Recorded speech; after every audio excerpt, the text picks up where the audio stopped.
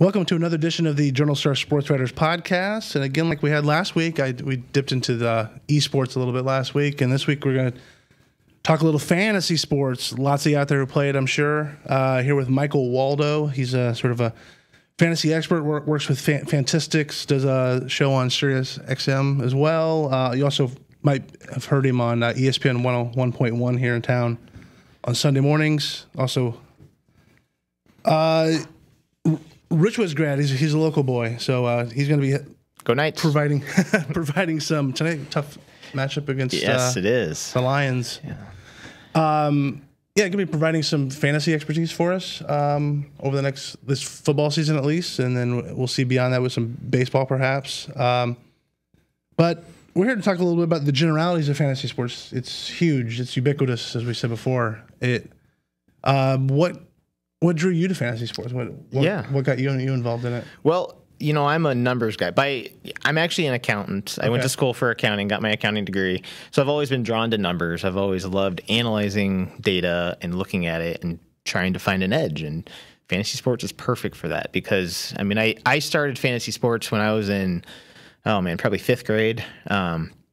And interestingly enough, I started with fantasy basketball, and I had, that's interesting, and I actually don't follow basketball nearly as closely as I used to. It's probably my third sport compared to baseball and football. Sure. And, but yeah, it drew me in, and then I started expanding my horizons. And, for me, what it is it's just, it gives the game that you're watching another dimension. Sure. You're obviously watching the game and you're enjoying it, but being able to follow along with your fantasy team at the same time, it's, to me, the best way to watch sports. Yeah. You find that, because I think I pulled some stats here from the Fantasy Sports Trade Association. Basically, the revenue this fantasy sports brings in $7 billion a year. It's amazing. This is the number that really shook me. This is it. The average player spends like $600 a year playing it. Yeah. That's a lot of money. And honestly, that's probably... That would be a combination of daily fantasy, which we'll get into, and season-long fantasy, which is what the traditional fantasy league would be, where you draft this team and play them for the whole season. Right.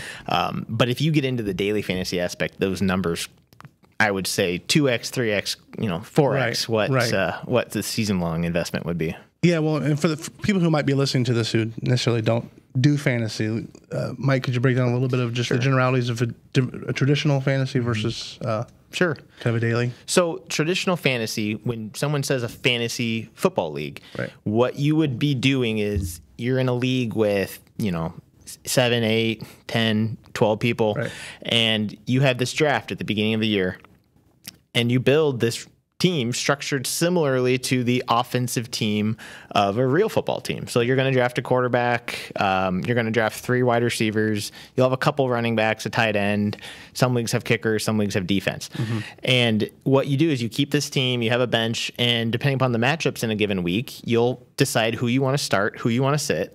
And the real life performance on the field will score you points virtually for the players that you have. Right, and normally you're matched up with another owner in your team. Exactly. He has his own set of, he or she has his own set of team players as well. Exactly. So you might rotate different matchups. So eventually you'll play every team in the league just like a normal NFL team would. Right.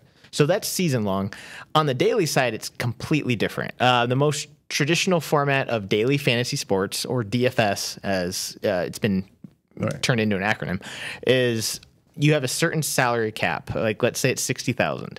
Every player is assigned a certain salary, and then you have to build a legal roster, kind of similar to the same way where you'd build a roster on the season-long side, underneath that salary cap. Right. The difference is this team you're drafting, it's only for 1 week, 1 game, 1 week. It's not for the entire season. So people like it because you don't have to deal with injuries. You don't really have to decide to sit-start. You're just picking the guys you want to play. Right. And in theory, a couple owners could have the same team. Exactly. And that's the other difference is you have this whole Pandora's box of strategy because ownership of how many other people are going to own this same quarterback. How many people are going to own Drew Brees this week? It really comes into play.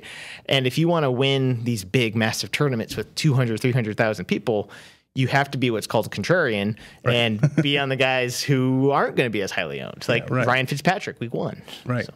And it's a situation where you're either it's a boom or bust thing to win these huge ones. Oh yeah, because you're either gonna pick guys that no one's picking and you're gonna bottom out, or you're gonna be the only person who has this lineup. Exactly. So, right. And that's why, in general, if you're listening and maybe you've never played fantasy sports before, I think it's good to get a good baseline with traditional fantasy sports leagues, first of all, just to get a feel for how it works, how the scoring works, and then you can dip your toes into daily, because as I mentioned, how fantasy sports takes your sports watching to a different level, daily fantasy sports just... I mean, it's on a whole different planet. It's just so exciting. I mean, it turns in games that aren't... It's like taking a walk versus running. Exactly. I mean, you could be watching a game on Thursday night that you couldn't care less about normally, and then suddenly you are fully invested and immersed, and just like, don't bother me, I've got to watch this game. So, now throw out some more numbers here. I mean, this is like 60 million people last year played fantasy sports. So as much as I'm sure there's some people listening to this thinking like, I know everything they're saying, because it's like there are a lot of people who play fantasy sports, and I was actually surprised that only 70% of people who play are male. I was actually so surprised that it was that low of a number, to be honest. Yeah. But again, I think it can bring the casual sports fan into sports. I'll tell you what, we do on my SiriusXM show. We do a listener league, and we always make sure that we fill at least a few slots with women to make sure we get a good representation. I think the last 3 seasons, the women have won the league in the listener league.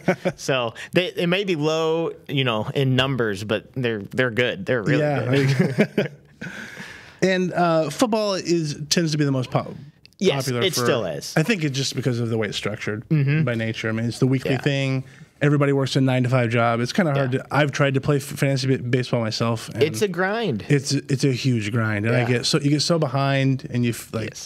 So, but with football, you're like, you can honestly, if you really are just sort of a casual player, you can look at your lineup once or twice a week, and you're fine. No doubt, definitely. Yeah.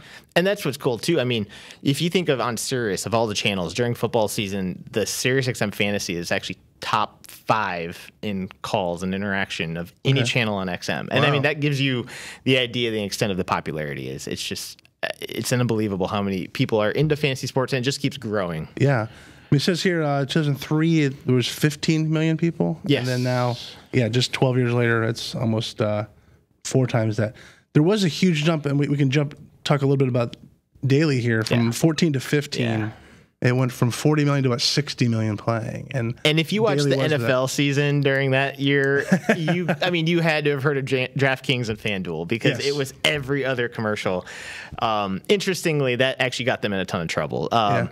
Both from a legislative aspect, where they took a look at the current legislation around it, as well as just they spent way more money than they were bringing in and be able to profit off of, and they ran into a bunch of financial troubles when the legislation came down. They had to suddenly hire all these lawyers, and so there was a dark period with DFS. There was a time, probably not, a little over a year ago, year and a half, 2 years ago, where we weren't sure if DFS was even going to exist right now. I mean, it's so we've since gone through that. The latest legislation on sports gambling pretty much all but assures that DFS is going to be here for a while, and it's something to embrace. But it wasn't always that way. But that's a huge driver of the growth, is because daily. I mean, it's kind of like we said, it's so much more exciting even than the traditional fantasy league.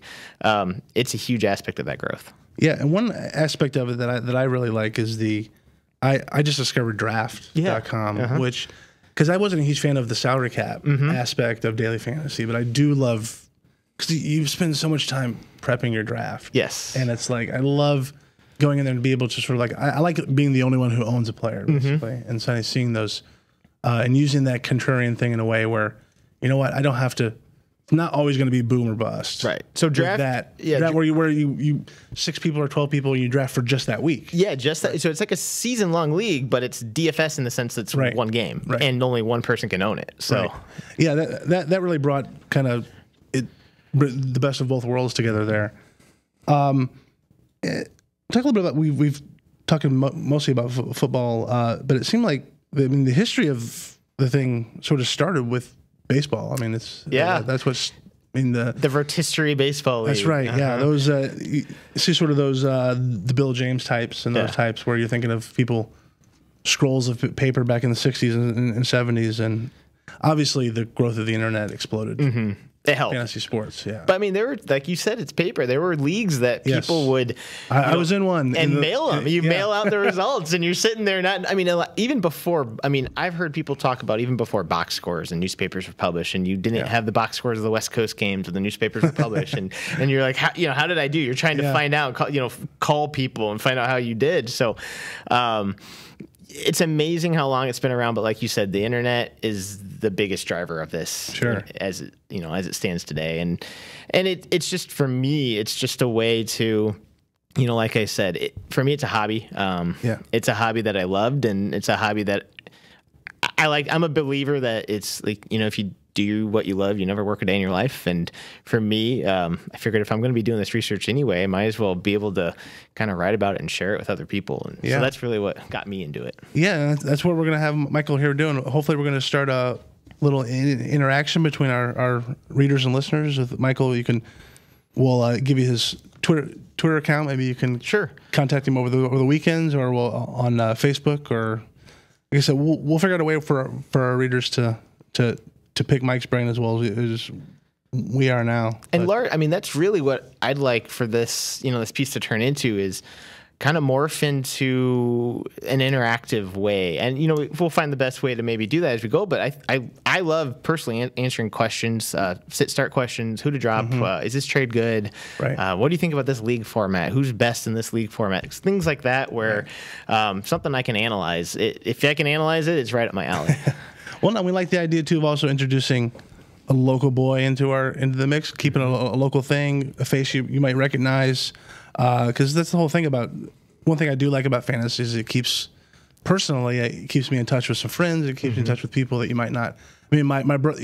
If you kept a graph of the cell minutes my brother and I have during fantasy football season versus off season, there's no comparison. So it gives you an excuse to sort of be social with your friends and your family. Anything else about fantasy? One idea we did talk a little bit about is maybe picking the brains of our listeners and readers, trying to find out what types of different quirks your league has. We like that idea of maybe down the road. Mike, do you anything that sort of sticks out to you? You know of any leagues that, or even yourself in that have a different bend? Or so the Fantastics is a fantasy sports website, and it caters towards kind of the advanced statistics. It's sabermetrics for baseball, which, I mean, if you've heard of StatCast, it's basically sabermetrics. It's just sabermetrics on steroids. So we cater towards that crowd, and we're very analytically minded. I mean, we spend hours, and if you just read, if a person off the street read what we wrote, they would like say, "What?" I mean, so it's kind of an advanced side. But the founder of the site always has a fantasy football league where all the analysts come together and play against one another. Okay. And we have draft software that takes into account pretty much any league setting, and it'll adjust the rankings based on the league setting that we sell and we market. But he bans all of us from using it during the draft, and he comes up with the most crazy stats and positions. It is. I mean, we had a league this year where each of us had to start 3 tight ends. And if you think about it, it's just, you don't even know where to start, because then you're also starting two quarterbacks and 4 running backs, and you're just like, I don't even know how to value this. And then you throw in the wrench that, oh, by the way, tight ends get 2 points per reception instead of 1. And it's just like, I don't even know how to process all this in my mind. So it's things like that I love thinking about, those types of quirks and leagues, and something that makes it a little bit different. Yeah, and if tight ends this year, if you had to start 3 of them, I'm not sure you might have people get 0 points. Already lost half of them, It's See here, anything else? I'm trying to think of some other ideas about the idea of growth of fantasy. What is it personally, do you think? I mean, obviously you've talked about what you get out of it. What do you think is sort of the driver of it, so to speak? Obviously, the ease of the internet allows anybody to do it, but what is it that you think people like about it? I think it increases the excitement. I really do. I think it's the engagement. The leagues get a lot out of it if they embrace it. I mean, NFL has started to do that, but the NBA, they were really down in ratings several years ago, and they embraced daily fantasy sports and brought it in. And the following in daily fantasy sports for NBA is probably the second only to NFL. And people are just rabid for it, and they love it, and the followers, and gets people to buy the NBA pass and watch all the games. And I think that the NBA as a league has marketed it so well. And I think that there's a lot of potential there for MLB to do the same. They haven't quite yet. Obviously, they've had agreements with some of the sites, but I think that's what eventually we're going to see. Or I think we're going to see full league integration. We're going to have places in the stadiums themselves where there's different lounges for the different sites for the daily fantasy sites, and they'll probably go hand in hand with the legalization of sports gambling too, if when and if. But I think that's kind of the future. I think it's going to be an interactive experience. You go to a game live, you watch the game at home on your couch, whatever it is. You find these lounges where you have an interactive experience with the game. They do this right now with the live finals for a lot of these daily fantasy sports, where you all go to one location, you are competing against one another at this location, and you're watching live on these TVs, and it's just a cool experience. I think that's the future of daily fantasy. Now, obviously I wouldn't be doing my job if I didn't ask. I wanted to sort of bring the negative aspect. I mean, do you think there could potentially, especially with betting becoming involved, and fantasy feels like, one thing I like about fantasy is it sort of doesn't feel quite as sort of, I don't know how to explain. I mean, not that I'm against sports betting. I bet. I'm not. Don't get me wrong.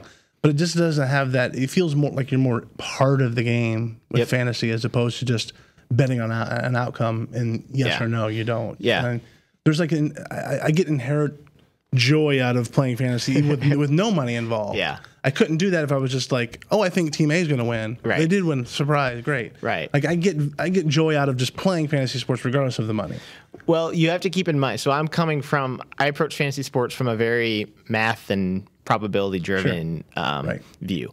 And I see large sample sizes like what we see in baseball with the number at bats, like we see with basketball, as a way to, I guess, mitigate some of that uncertainty, the random variables that we might see in, say, football, especially with injuries in football. How I mean, they're everywhere. There's other two sports, not so much. And for me, fantasy sports is it's more skill based than gambling based, and that's basically what the carve out was of the Sports Gambling Act to begin with, is that fantasy sports was skill. Right. It wasn't just total luck. And, especially when you're taking large amounts of data on the season long side, there's no doubt about it. It's skill. I think when you're introducing the daily game where the random variables is just the normal. Well, the variance is just higher because of smaller sample size. I mean, the best hitter in baseball gets out 70% of the time. Right? I mean, so you still have that on a daily basis. It's definitely higher than maybe a season long, but from a season long side, you can look at the list and you can project it based upon, you can run different models and different stat models, and you can come really close because you're using math. To me, it's clearly skill. Yeah. And ironically, I find that daily football is a little more skill-based than daily baseball or basketball, where we're sort of flipped when it comes to season long. That's a great point, Because baseball and basketball, I think, are a little... Because my brother, I spoke about my brother a little bit before we started. Yeah. He's such an analytical numbers guy. He dominates baseball and basketball because the variance is lower for season long. Whereas in football, he's a little more up and down, like we all are. Because it's just... There is such a higher variance in a season-long football. Yeah. Especially with the head-to-head thing. Yes. You could have the second highest score in the week and still lose. That's exactly right. It's all about matchups, those type of things. I think for me, another reason is with football, the way I look at it and what I base everything off of, your best play, it's kind of like a three-legged stool. If you think of, I base it off of matchups. I base it off of opportunities such as, touches per game, targets, things like that, and then Vegas. And if Vegas thinks it's going to be a high-scoring game, it's going to be a high-scoring game. But if you don't have any one of those things, if it's a difficult matchup, but maybe of those other two, that stool becomes unbalanced, and it becomes a little bit riskier of a play. Whereas if you had all three of those in the positive, it's a rock-solid play.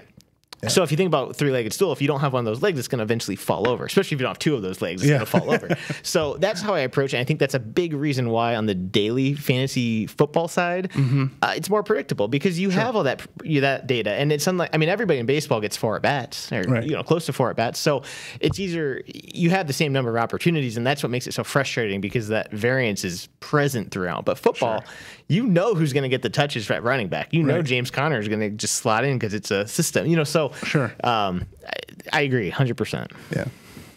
All right. Well, let's slide over a little bit. talk more specifics for this season in football. What are some trends you're seeing so far this season? We're about to hit week 4 here, so we're at the quarter pole. Yeah. So hopefully you guys, if you play fantasy football, you didn't pay up at quarterback because no. you know, it's amazing how much the ball is being thrown this year. Yes. It's just incredible. And you know, Patrick Mahomes isn't going to be able to keep up the pace that he's going, but man, it's fun to watch as a fan, you know. But the efficiency numbers eventually, Drew Brees is throwing the ball a lot because Mark Ingram is suspended. I think that's going to come down, and those are two of the biggest offenses that's kind of making that splash of you know why we're throwing the ball. But in fantasy specifically, it was an interesting year because, you know, I'd say all through the 90s and 2000s, it was draft running backs early, backs early. And then probably starting 4 years ago, there was this trend of, hey, you can maybe start taking those elite receivers into the first round.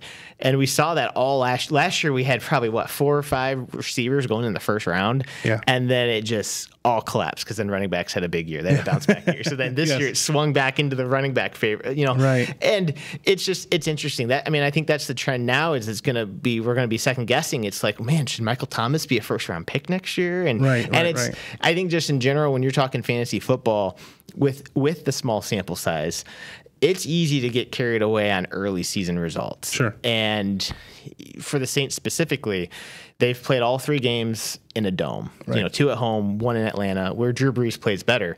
This week, it'll be interesting because they're going to kind of being outdoors and back into the Giants. New York, right. Yeah, so it'll be interesting to see how, you know, arguably the top or second best offense in the league so far does when they're not in a dome, and whether or not that trend continues. And so that's kind of what I'm seeing. I think it's just the passing is definitely king, but I think we're going to see running backs bounce back here as the season goes on. Well, the weather gets worse too, which is also another big thing too. It's just like baseball. When the weather warms up, the offense picks up. You know, pitching dominates April, May, and then June, July. Man, those home runs start to fly. Right. Well, one thing I've seen with the running backs is and you kind of knew it coming in that there was this group of, well, definitely the group of 4, but then beyond there's another 6 or 7, and then after that, it's just wide open, and it's bared fruit as you see now with like in leagues where you got to play 2 running backs. You're just, I mean, if you're lucky enough to have a volume monster as your number 2 running back, you're so ahead of the game that it's insane. But you can, and the thing with the offenses nowadays, you can sort of make up if you have a couple of elite receivers. So just I think there are more ways to skin a cat in fantasy just because there's so many players involved. And I think NFL teams are starting to realize that, okay, we can't just have one bell cow running back because for one, they get hurt so often. Right.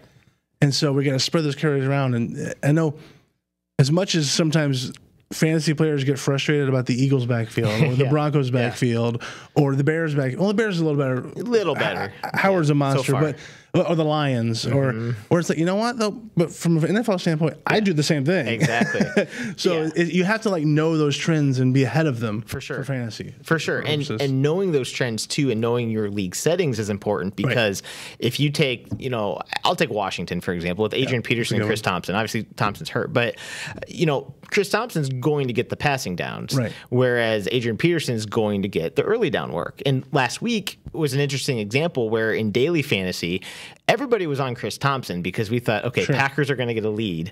It's going to be a game script in the second half that Redskins are going to be down. They're going to have to throw the ball. Thompson's going to be the back that's going to be in the field. That game script was flipped when suddenly the Redskins got out this huge lead. Adrian Peterson looks like, you know, vintage Adrian Peterson.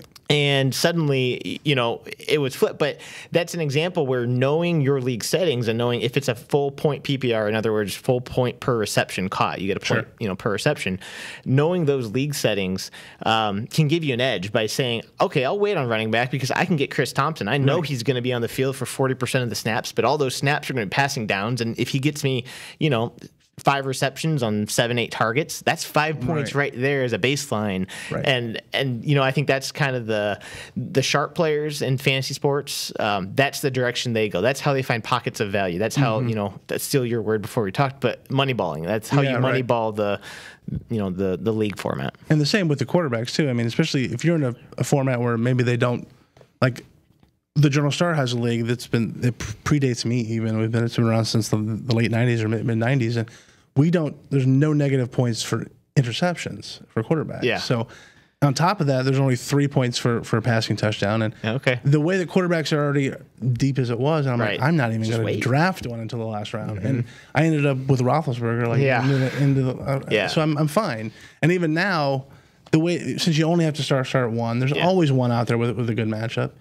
And another thing too is you don't lock yourself into, let's say you take Rodgers early and he underperforms or gets hurt. You can't cut Aaron Rodgers, or you can't not start Aaron Rodgers either. So and you find those things where if you're in on a tight end early or in on a quarterback early on these positions that are a little more like, then you just feel like Ertz, for instance. Or when Kelsey underperformed, I know he had a big week in week 2, but week 1, you're like, well, I can't. I have to keep him. I have to keep playing him. Right. Those are the weirdest spots to be in, because I was huge. I was in on Keenan Allen this year. Yes, he has frustrated me to no end. It's been Melvin Gordon show around the end zone. I mean, I think too what you hit on with some of those, like, I mean, the smart play is really to stream. In other words, pick up players off the waiver wire. So tight ends, you want to find those defenses that are weak against tight end.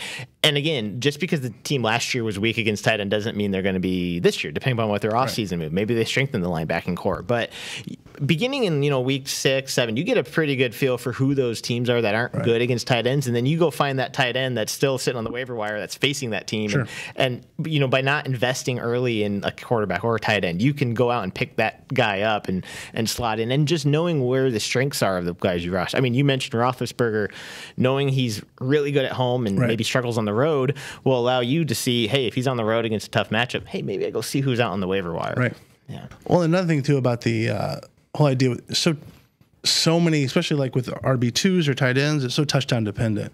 And when you have a situation where you talked earlier about, it wasn't until a few years ago I started really paying attention to the Vegas lines, which is a huge aspect of it. Yeah. Like you see it again, the Chiefs Broncos this week has a high over under. Yep.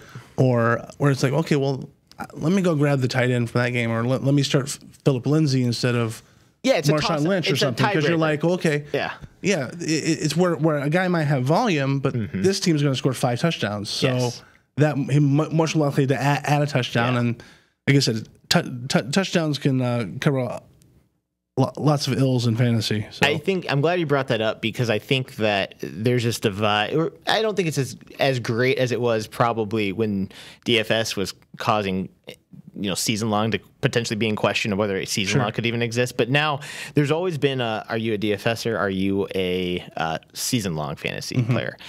And I think there's advantages to knowing both. And I think that Vegas lines is one of the things that season-long players have adopted and have utilized very well, because it's such a huge part of daily fantasy where you want to score all the points. And by doing that, you target those high-scoring games. And doing that on the season-long side of exactly how you said, how the waiver wire, using that to, well, I don't really like any of these guys, but this team's projected to score 28 points. So let's go with this guy. So one thing DFS is like, dipping into that and looking at it, even if I don't play it, I'm a little less. That's what I'm looking for. I'm a little less delicate with the guys I drafted. Yes, I'm a little more willing to let them go or to bench them than I was in the past, where I used to be like, well, I drafted these guys, I got to keep playing them, and it's like, well, you don't. It's like I would rather go out and.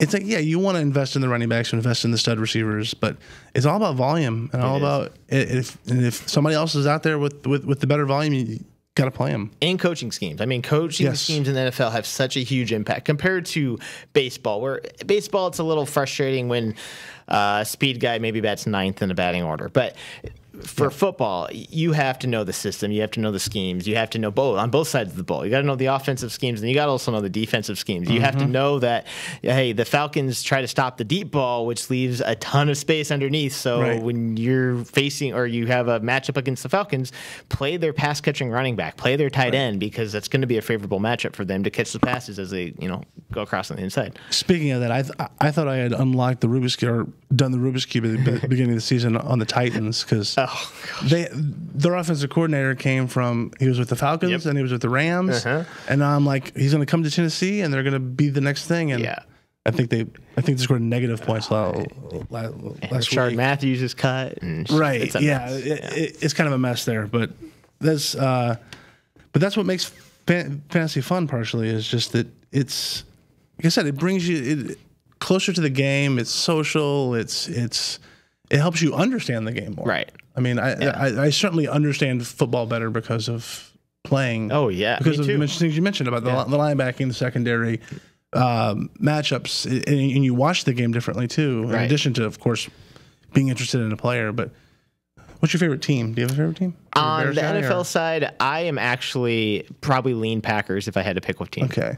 What's one of those aspects where you're like, the Packers are playing the Vikings and you got Cousins, you're like, maybe they'll get up big and Cousins will have to come back. And that's why I'm hesitant because I'm a diehard Cubs fan. And, I try to be as unbiased as I possibly can. Sure, I'll tell you what, if there's a Cub that's there at a pretty good spot, I'm going to draft him. And not having a specific team on the football side, I think it makes me a more well-rounded player. And I try to, when I write my analysis, I try to keep that completely out of the equation. But with my own personal teams, where it's like I'm going to be cheering for this team, I want that Cub in my. I'm kind of that way too. Like I was. They laughed at me. I think I reached for LaShawn McCoy because I'm a Bills guy. I'm sorry, and I know. I know. Well, last week. I mean, sorry for LaShawn McCoy, we'll see. I actually, Josh Allen should help him, assuming he looked great. His ribs don't fall off. But all right, Mike. Anything you want to? We're going to wrap up here. But anything you wanted to add about your increased role with the anything you're looking forward to? I'm just looking forward to starting this up. I think it's a really important aspect of the sports page, quite frankly. I mean, I think it's such a huge part of, everybody's experience with sports. And I think it's going to be an exciting time. Again, I want to keep it interactive. And if there's ever anything as we go through this, this starting out, as we're kicking tires on this, you guys want to see or change or do? I mean, I'm open. And if you ever have any questions for me, I would love to answer them. So you're at Twitter at Michael Waldo, right? Yes. Mm-hmm. Okay, and then they can also see your stuff at Fantastics. Excuse me. Yeah, Fantastics. So kind of like statistics, but like fantasy statistics. So fantastics.com, and then I have a DFS website that I run called myfantasyfix.com. All right. And also, now does the XM game things cover just baseball? So we have the Fantastics site has a baseball side that's Insider Baseball and a football side that's Insider Football. Okay. And the football season runs on Sirius from January through basically July 4th. And then football switches over from July to January. Okay. So right now it's football. I don't co-host that one, but I do a weekly segment on that show that talks DFS. And then starting in baseball, though, I co-host on the weekend mornings from 9 to noon. Okay. And then you're on ESPN 101, right? Yep. That's from 9 to 11 Sunday mornings? Sunday mornings, Peoria Fantasy Focus. So it's the same type of thing where we answer lineup questions and whatnot. Yeah, so you can listen to that. And you can also reach Michael with some lineup questions of your own on Twitter. And then we'll also put a call out for that on our Facebook page or also our website potentially. So, and then Michael will be starting a item in our paper, hopefully in Tuesday editions. Yes. It'll touch on maybe just some ideas, trends overall, some specific stuff for the week. Maybe we'll reach out for you, some mailbag questions or something or like that. So, Michael, thank you for joining us. Appreciate your time and thanks for listening.